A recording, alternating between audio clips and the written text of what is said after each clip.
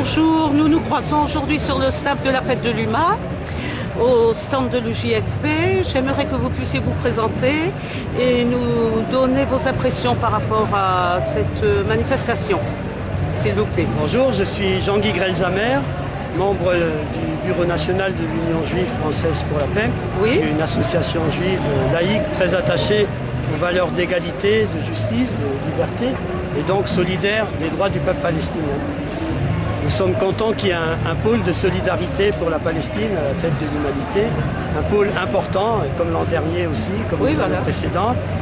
La Palestine, c'est une actualité brûlante et vraiment très importante pour l'avenir dans le monde. Oui. Parce que à travers la Palestine se profile la question qu'en est-il de l'avenir des droits du peuple. Les droits du peuple palestinien sont bafoués depuis plus de 60 ans. L'État d'Israël jouit d'une impunité comme aucun autre État et constamment se place au-dessus du droit international. Et ça, c'est très grave. C'est très grave pour la situation là-bas et en même temps pour la situation dans tout le Moyen-Orient.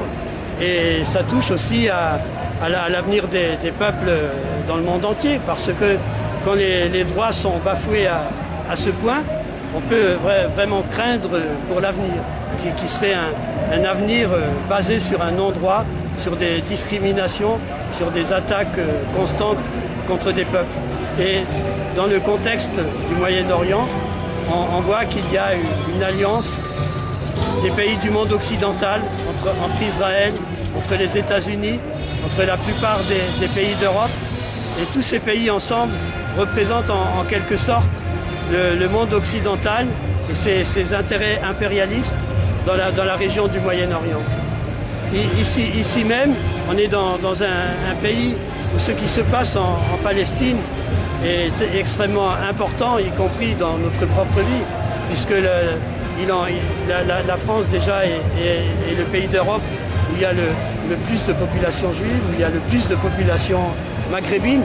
Et les murs qui se sont construits en Israël et Palestine, ce sont des murs qui se construisent aussi dans la politique sociale en France, où on peut constater qu'il y a un courant islamophobe qui est piloté par l'État français lui-même, qui est devenu très important et qui participe aussi du soutien au camp du sionisme, au camp qui agresse le peuple palestinien.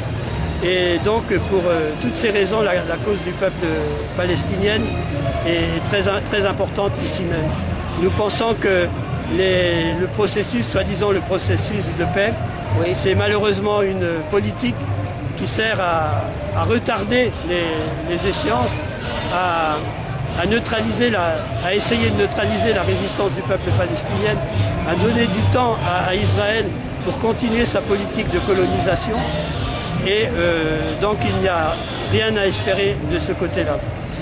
La seule issue dans la situation actuelle du point de vue de l'avenir, c'est de développer le mouvement BDS, le mouvement boycott des investissements, sanctions, qui est un mouvement contre l'État d'Israël, contre la politique sioniste, un mouvement qui vise à isoler l'État d'Israël sur la scène internationale. C'est un mouvement qui grandit dans le monde, que ce soit dans les pays anglo-saxons, même aux États-Unis, également en France.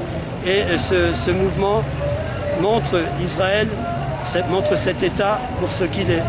Un État qui bafoue le droit international, un État qui rejette les droits du peuple palestinien, que ce soit en Israël même, où les Palestiniens d'Israël sont des citoyens de seconde zone, que ce soit en Cisjordanie, où la colonisation continue de façon galopante, que ce soit à Jérusalem, en Cisjordanie, où l'État d'Israël prétend que Jérusalem est la capitale éternelle d'Israël, alors que Jérusalem est une ville qui est partagée entre populations juives israéliennes et populations palestiniennes.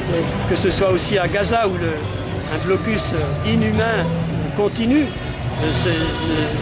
et avec l'appui de la plupart des grands États dans le monde politique international, que ce soit aussi le sort des réfugiés. Les droits des réfugiés palestiniens sont complètement niés.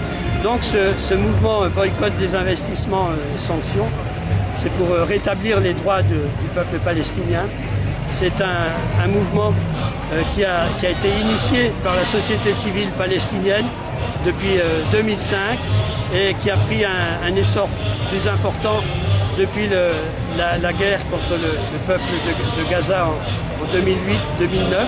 C'est un mouvement qui est porteur d'espoir parce qu'il contribue à isoler Israël sur la scène internationale, parce qu'il contribue à faire la vérité sur ce qu'est cet État et sur ce que font ses alliés.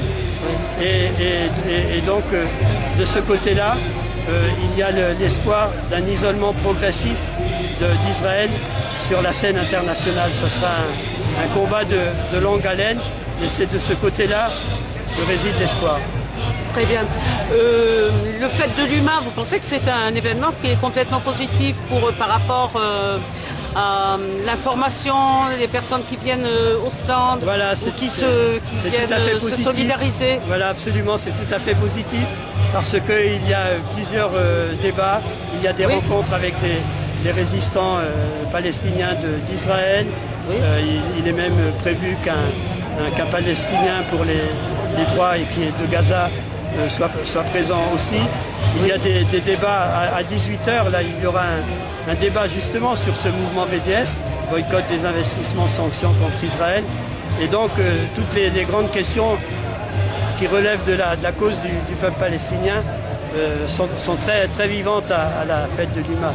D'ailleurs on le voit déjà, une personne qui se promène voit déjà la rue Arafat, la rue Barghouti. Donc la fête de l'UMA est vraiment une bonne caisse de résonance des droits du peuple palestinien. Je vous remercie beaucoup. À bientôt. Merci.